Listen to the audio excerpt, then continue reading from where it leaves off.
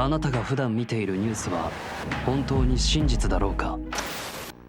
マスメディアがお金によって操られてってみんなが今信じてきたことが完全にもう洗脳じゃないですけどそういった流れが事実だったんですよ。その裏側には視点を変えるだけで見えてくるもう一つの世界があるかもしれない。トランプ邸に招かれた初めての日本人銃を避けた瞬間に世界が2つに分かれた可能性が。直木マン好きを公言してたらこんなディープなところに呼ばれてこれ都市伝説聞いたぞ。そっちの理屈も分かった状態で街に帰ってきたんですよ。トランプによってなんか世界線が変わったのかな。宇宙人会この人身売買をなくすっていうのも公約の一つだったんですよ。今話題のニュースを人気 YouTuber 直木マンと闇の論客たちが愛とロマンを持って読み解く都市伝説ワイドショー始まります。じゃあ今日もよろしくお願いします。まずゲストの方ご紹介します。ジェネレーションズの佐野レオさんです。よろしくお願いいたします。よろしくお願いします。佐野さん、直木マンさんのファンだということ。そうですね。人生で初めて入った、ファンクラブじゃないですけど、オンラインサロン。嬉しい。で直木マン好きを公言してたらこんなディープなところに呼ばれてしまったんです。はい。今日も楽しんでいってください。はい、お願いしお願いしま。ますそして今週も都市伝説好き芸人のラランドサーヤさんです。よろしくお願いします。アベマ TV を盛り上げる。いただきました。いい公言ですね。さあ、そして話題のニュースを独自の目線でぶった切る闇の解説員の方々です。及川さんといえばもともと YouTube で国際政治についていろいろな解説を発信されていたということなんですが、そのチャンネルがバンされてしまったやっぱり闇をやっぱり言い過ぎてしまって赤バンされるんですね。赤バンじゃないです。人物バンです。そう人物バンだ。私3つぐらいバンされた時のためにね3つぐらいチャンネルあったんですけど、全部バンされた。それはつい人で物バンというんですか。そう日本ではガーシーについて2人目らしい。不明よな2人目。じゃあここではちょっと思う存分語っていただきます。はい、お願いします。ここでディープステートとは別に今話題のある組織ときな臭い闇の金の関係に直木マンが切り込む。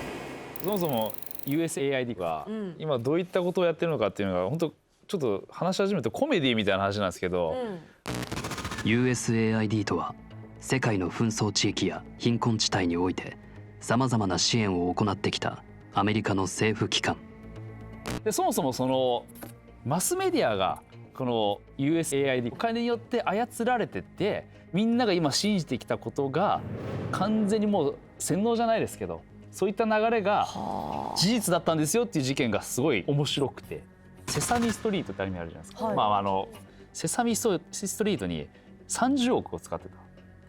そうなんですよ。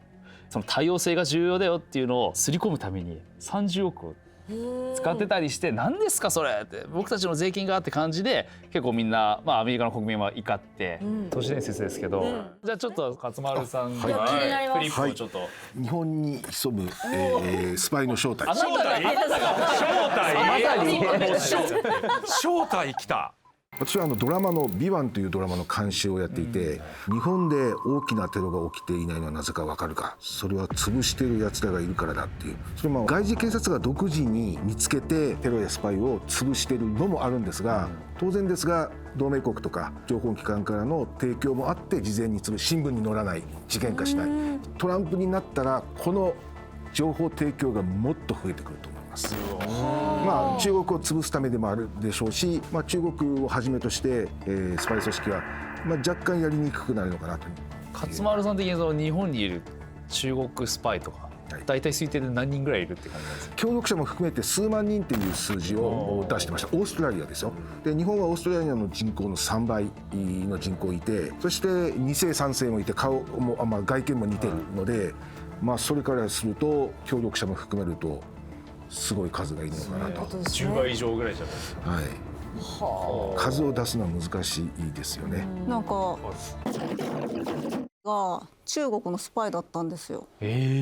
もともと金融機関にいて、その後 F35 のチップ設計者と一緒に IT 企業を作ったんです。その時に IT の知識があまりなかったので、新規事業の専門知識を求め評判のいいある男を起用。ところがうちの技術、その F35 のチップ設計者の技術を彼持って中国逃げちゃって連絡取れなくなったんですよ。戸籍を見るとですね、山口県防府市生まれって言ってたのに中国で生まれてるんですよ。しかも出生届が出たのが彼が10歳の時で、弁護士が「あれこんな戸籍見たことない」父親のも取り寄せようって言って父親の取り寄せたら、父親の出生届が出たのが彼が40歳の時。おじいさんの戸籍取り寄せたら、おじいさんが死んだ後に中国人の女性が実は妻でしたって言って婚姻届を出して、それが受理されて子供が実は生まれてましたって言って、40歳の子供、その翌年実は孫もいましたって言って、孫が日本国籍を取得して、それが私の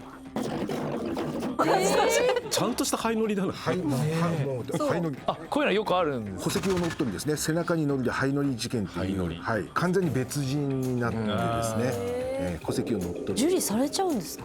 役所の方も全部要件が揃ってれば受けちゃうので、まあその人として動き出す。何それ。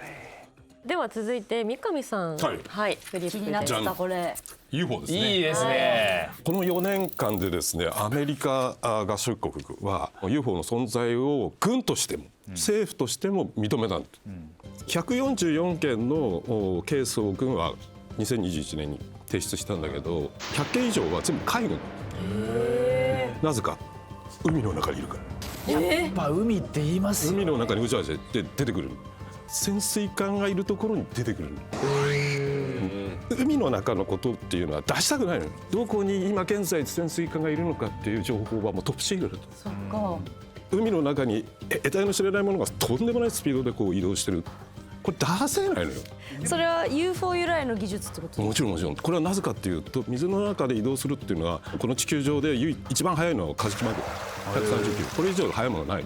水の抵抗を受けるし、その中を例えば100キロ以上で移動するっていうことはどういうことかっていうと、ワープですよ。ワープ。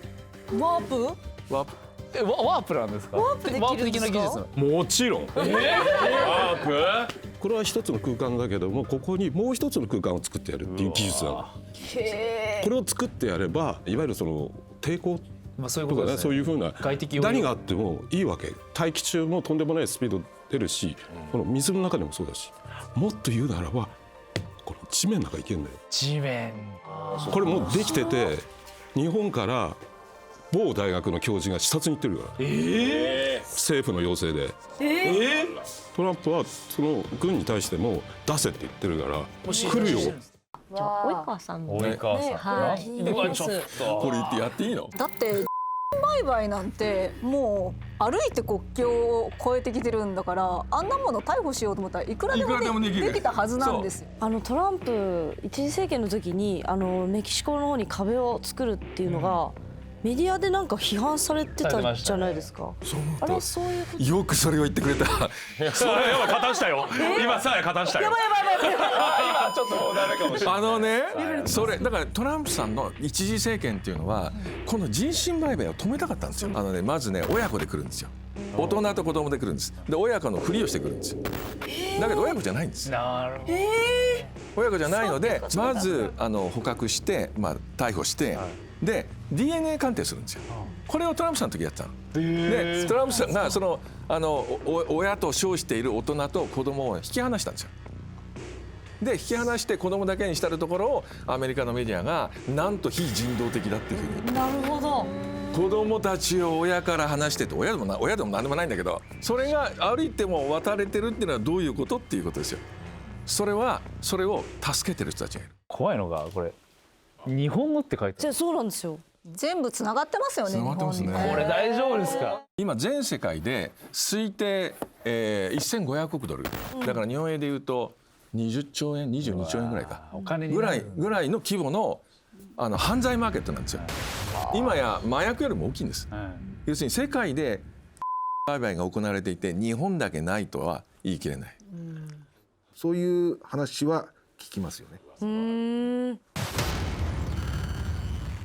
ということで今回の週末予報士は三上さんです。よろしくお願いします。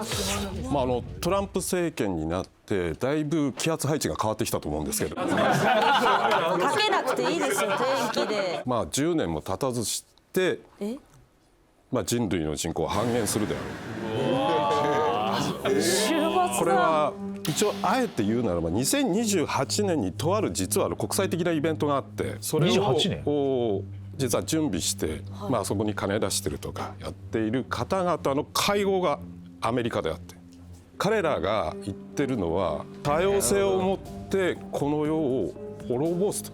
いやでもある意味冗談じゃないのがこういった時代の流れについていかないと誰でも降ろされちゃうような今時代じゃないですか、まさかあの人がとか、結構そういったことがあるので意外とこういったことにアンテナを張っといた方が今後本当に生き残れる可能性はあるよっていうのはありますよね。そうですよね。